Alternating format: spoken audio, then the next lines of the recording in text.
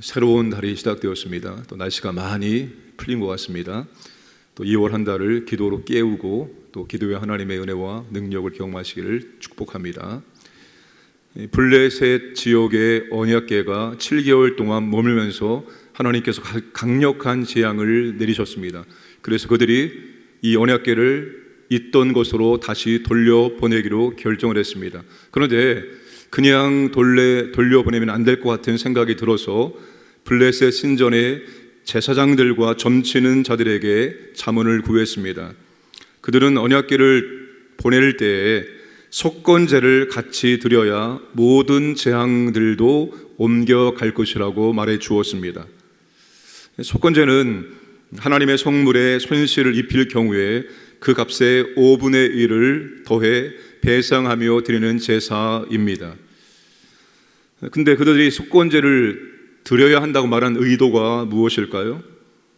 블레셋 사람들은 여호와의 신을 상징하는 언약궤를 자기네 땅으로 가지고 오므로 그 여호와의 거룩함을 훼손하였기 때문에 이것을 배상하는 속건제를 드리면 하나님께서 마음을 돌이켜 재앙을 거두어 가실 것이라고 생각을 하였기 때문입니다. 3절과 5절 말씀을 보시면 그에게 속건제를 드려야 할지니라. 그리하면 병도 낫고 그의 손을 너희에게서 옮기지 아니하는 이유도 알리라 하니. 5절 말씀 보시면 그가 혹 그의 손을 너희와 너희의 신들과 너희 땅에서 가볍게 하실까 하노라. 한마디로 속건제를 통해서 성난 하나님의 마음을 달래보자는 것입니다. 하나님의 마음을 감동시켜 이 재앙을 멈추게 해보자는 것입니다. 하나님의 마음을 돌려서 하나님이 내린 재앙을 가볍게 해보자는 것입니다. 이것이 그들이 속건제를 드리고자 하는 의도였습니다. 여러분, 하나님께서 아무리 하나님 믿지 않는 나라일지라도 하나님이 심판을 내리실 때는 단순히 심판을 위한 심판이 아닙니다.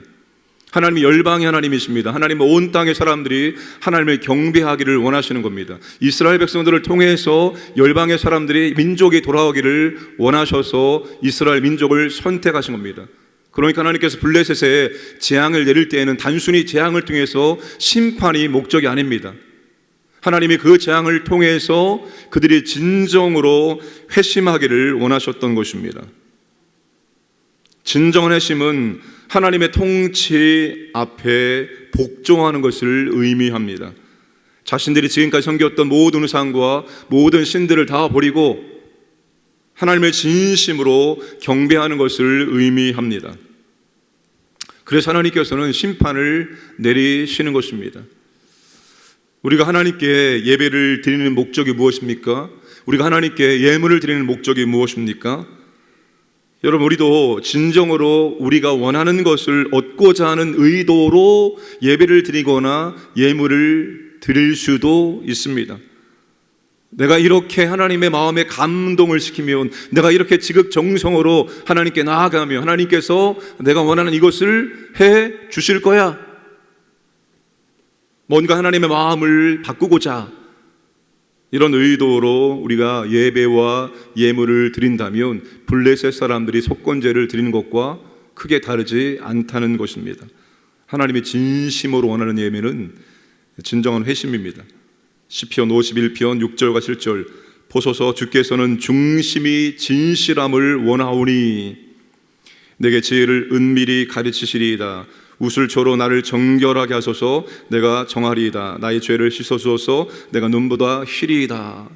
하나님은 중심이 진실함을 원하시는 분이십니다. 하나님은 죄에 대해서 진심으로 회개하는 자의 예배를 원하십니다. 통회하는 심령을 가지고 나와서 하나님께 예배하는 자를 원하신다는 사실입니다. 때로는 우리의 삶 가운데 어려움이 찾아올 때 내가 돌이켜야 할 것은 없는지, 내가 하나님께 회개할 것은 없는지 점검할 수 있는 기회로 삼아야 하는 것입니다. 단지 이 상황에서 벗어나고자, 이 문제가 해결되고자 그런 마음으로, 하나님의 마음을 바꾸고자 하는 마음으로, 그런 의도로 우리가 하나님께 나아가서는 안 된다는 것입니다. 자, 블레셋 사람들이 이 제약이 언약궤가 상징하는 여호와로부터 왔다는 것을 이미 알고 있었습니다. 그러나 그것을 인정하고 싶지 않았습니다. 그것을 거부하고 부인하고 싶었습니다. 하나님으로부터 온 것이 아니기를 간절히 원했습니다. 그래서 어떻게 합니까? 전나는 암소 2마리에게 새 수레를 메우고 언약궤를 실었습니다. 암소들이 벳세메스로 똑바로 가면 이 재앙은 하나님이 내린 재앙이고, 만약에 다른 길로 가면 이 재앙은 우연히 임한 것으로 여기기로 했습니다. 그래서 똑바로 갈 수 없는 방법을 선택합니다. 10절 말씀 보시면 그 사람들이 그같이 하여 전나는 소 2를 끌어다가 수레를 메우고 송아지들은 집에 가두고, 암소의 본능을 자극했습니다. 전나는 암소, 송아지를 집에 가두고, 송아지가 울면 암소가 송아지가 우는 쪽을 바라보고 송아지가 우는 쪽으로 가는 것이 바로 본능입니다. 본능을 자극해서 똑바로 갈 수 없는 상황을 만들어 놓았습니다. 그런데 12절 말씀이면 암소가 벳세메스 길로 바로 행하여 대로로 가며 갈 때 울고 좌우로 치우치지 아니하였고 블레셋 방백들은 벳세메스 경에까지 따라가니라. 대로로 갔습니다. 좌우로 치우치지 않고 울면서 벳세메스까지 똑바로 갔습니다. 블레셋 사람들은 끝까지 하나님의 능력을 의심했고 시험을 했습니다. 여러분, 하나님이 싫어하는 게 있습니다. 하나님 뭘 싫어할까요? 하나님을 시험하는 것을 싫어하십니다. 자, 이스라엘 백성들 홍해를 건너고 이제 본격적으로 광야로 들어갑니다. 신광야를 들어가서 느비딤이라는 곳에 가서 장막을 씁니다. 물이 없었습니다. 물이 없자 백성들이 모세와 다투어서 우리에게 물을 달라라고 말합니다. 그때 모세가 너희는 지금 나와 다투는 것이 아니라 여호와와 다투는 것이라고 그렇게 말하였습니다. 그런 다음에 그곳의 이름을 마사 무리바라고 이름을 지었습니다. 이는 이스라엘 자손이 다투었으며 또는 그들이 여호와를 시험하여 이르기를 여호와께서 우리 중에 계신가 안 계신가 하였습니다. 이후에 이스라엘 백성들의 광야의 여정은 끝없는 수없는 하나님의 시험하는 여정이었습니다. 민수기 14장 22절에 내 영광과 애굽과 광야에서 행한 내 이적을 보고서도 이같이 10번이나 나를 시험하고 내 목소리를 청종하지 아니한 그 사람들을, 놀라운 하나님의 이적을 경험했음에도 불구하고 조금만 상황이 그들이 원하는 상황이 되어지지 않았을 때, 조금만 부족해질 때 그때마다 그들은 하나님을 시험했습니다. 하나님의 능력을 시험했습니다. 이것을 사도 바울이 고린도 전서 10장 9절에서 이렇게 말합니다. 그들 가운데 어떤 사람들이 주를 시험하다가 뱀에게 멸망하였나니 우리는 그들과 같이 시험하지 말자. 하나님을 시험했던 이스라엘 백성들의 광야에서 다 멸망을 당했는데 그것을 교훈 삼아서 우리는 절대로 하나님을 시험하지 말자라고 바울이 권면을 하고 있습니다. 사랑하는 여러분, 하나님의 능력을 의심하거나 시험하지 마시기를 바랍니다. 하나님이 지금 우리와 함께 하심을 의심하거나 시험하지 마시기를 바랍니다. 지금 오늘 우리가 여기까지 온 것은 하나님의 권능의 손길이고 하나님의 함께 하심의 은혜로 말미암아서 여기까지 온 게 된 겁니다. 그럼에도 불구하고 우리도 역시 조금 힘들고 어렵다고 해서 하나님이 나와 함께 하시는 분이 맞는가, 하나님의 능력과 하나님의 함께 하심과 하나님의 권세와 하나님의 은혜를 의심하거나 시험하지 말아야 한다는 것입니다. 블레셋 사람들은 끝까지 하나님의 능력을 의심하고 시험했습니다. 이 재앙이 여호와로부터 온 것을 알았음에도 불구하고 그것을 끝까지 거부하기를 원했고 우연이기를 간절히 원했습니다. 우연이 될 수 있도록 모든 조건을 맞추어서 그렇게 수레를 실어서 보낸 것이었습니다. 사랑하는 여러분, 하나님의 능력을 시험하지 마시기를 바랍니다. 내가 지금 기도하고 있는데 그 기도에 응답이 없을지라도, 내가 질병 가운데 있는데 질병이 낫지 않는다 할지라도 하나님의 능력을 의심하지 마시고 하나님의 능력은 얼마든지 모든 것을 할 수 있는 전능이라는 사실을 기억하시고 그것을 믿음으로 끝까지 주장하시기를 바랍니다. 결국 끝까지 믿음으로 주장할 수 있느냐 아니면 중간에 포기하느냐, 그 차이입니다.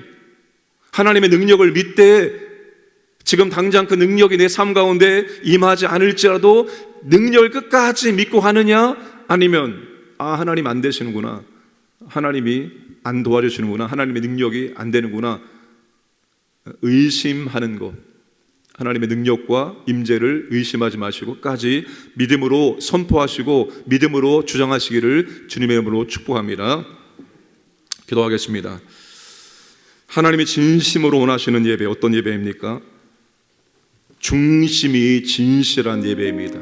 이 예배를 통해서 내가 원하는 것을 얻어내고자 하는 것, 내가 이렇게 정성을 다하고 내가 이렇게 예물을 드리는데 하나님께서 마음에 감동하셔서 내게 좋은 것들을 주시겠지, 내가 원하는 것을 주시겠지, 그런 마음이 아니라 마음의 중심으로 진실함으로 나아가고 정말로 우리의 삶을, 우리의 내면을 잘 들여다보고 회개할 것을 진심으로 회개하며 통회하는 심령으로 나가는 예배를 기뻐하십니다. 그런 예배자가 되게 하여 주옵소서. 기도하시고 우리가 어떤 상황 속에 있을지라도 하나님의 임재, 하나님의 능력을 시험하지 말기는, 의심하지 말기를 원합니다. 끝까지 하나님의 능력을 우리가 믿음으로 선포하고 믿음으로 주장할 수 있도록 은혜를 베풀어 주옵소서. 함께 합심하여 기도하겠습니다. 하나님 아버지 감사합니다. 오늘도 우리에게 은혜를 주시면 감사합니다. 1월을 끝내고 이제 2월 세 달을 맞이하게 감사합니다. 아버지 하나님, 새로운 달도 아버지 하나님 은혜 가운데 시작하고 하나님의 은혜로 진행하고 은혜로 마치기를 원합니다. 또 새로운 한 달 아버지 하나님 기도에 깨어있는 삶을 살게 하여 주옵소서. 우리의 예배가, 우리의 예물이, 우리의 섬김이, 우리의 사역이 아버지 하나님 이것을 통해서 내가 원하는 것을 얻어내고자 하는 것이 되지 않기를 원합니다. 우리의 중심이 진실함으로 주 앞에 나기를 원합니다. 우리가 진심으로 우리의 삶과 우리의 내면을 살펴보며 회개할 것 진심으로 아버지 앞에 회개하며 통회하는 심령으로 주 앞에 설 수 있도록 은혜를 베풀어 주옵소서. 아버지 하나님, 어떠한 상황 가운데 있을지라도 우리가 하나님의 능력을 시험하거나 의심하지 않기를 원합니다. 지금 당장 내 삶 가운데 하나님의 능력이 임하지 않을지라도 하나님 아버지 능력을 믿음으로 선포하며 끝까지 믿음으로 주장하며 나갈 수 있도록 아버지 하나님 은총을 도와여 주옵소서. 주여 아버지, 오늘 듣게 도하는 주님의 백성들에게 하나님의 임재를 허락하시고 하나님의 능력을 허락해 주시고 하나님 아버지 깊이 기도할 수 있도록 은혜를 허락하여 주시옵소서. 함께하여 주옵소서.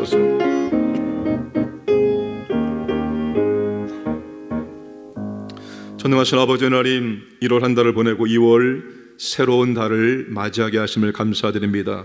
새 달도 하나님과 함께 동행하며 기도하며 하나님의 은혜 가운데 살아갈 수 있도록 우리의 삶을 붙잡아 주시고 인도하여 주옵소서. 우리의 예배가 예배를 통해서, 예물을 통해서, 사역을 통해서 무엇인가 내가 원하는 것을 얻어내고자 하는 의도가 없기를 원합니다. 진심으로 아버지 하나님, 정말로 주께서 원하시는 중심이 진실함으로 나가기를 원하며 우리의 삶과 우리의 내면을 비춰보고 정말로 하나의 죄악이라 할지라도 주 앞에 통회하는 심령으로 회개하는 마음으로 주 앞에 온전한 예배 드릴 수 있도록 은혜를 베풀어 주시옵소서. 특별히 아버지 하나님, 우리가 어떠한 상황 가운데 있을지라도 하나님의 능력을 의심하거나 시험하지 않게 하여 주옵소서.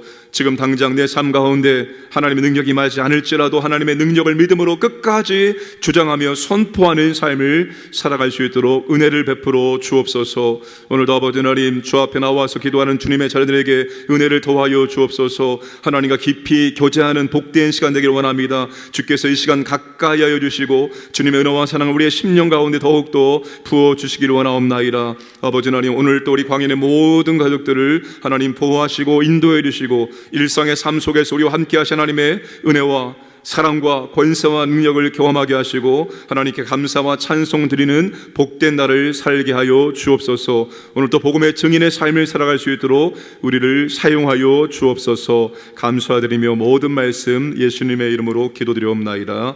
아멘.